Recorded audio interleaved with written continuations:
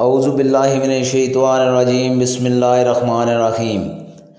حضرت صلی اللہ علیہ وآلہ وسلم نے فرمایا، عمل نیت ہی سے صحیح ہوتے ہیں یا نیت ہی کے مطابق ان کا بدلہ ملتا ہے، اور ہر آدمی کو وہی ملے گا جو نیت کرے گا۔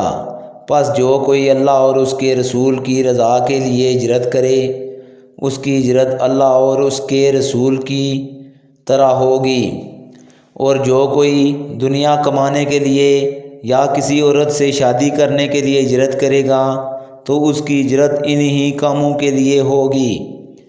صحیح بخاری حدیث نمبر 54۔ حضرت صلی اللہ علیہ وآلہ وسلم نے فرمایا، جب آدمی ثواب کی نیت سے اپنے اہل و عیال پر خرچ کرے پس وہ بھی اس کے لیے صدقہ ہے۔ صحیح بخاری حدیث نمبر 55۔ حضرت صلی اللہ علیہ وآلہ وسلم نے فرمایا، بے شک تو جو کچھ خرچ کرے اس سے تیری نیت اللہ کی رضا حاصل کرنی ہو تو تجھ کو اس کا ثواب ملے گا، یہاں تک کہ اس پر بھی جو تو اپنی بیوی کے منہ میں ڈالے۔ صحیح بخاری حدیث نمبر 56۔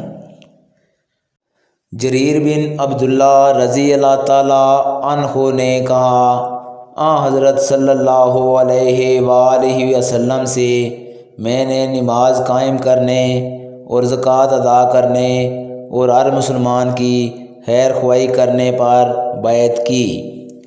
صحیح بخاری حدیث نمبر 57۔ آج کی ویڈیو دوستو اتنی، اگلی ویڈیو میں آپ لوگوں سے ملاقات ہوگی، تب تک کے لیے اجازت دیجیے۔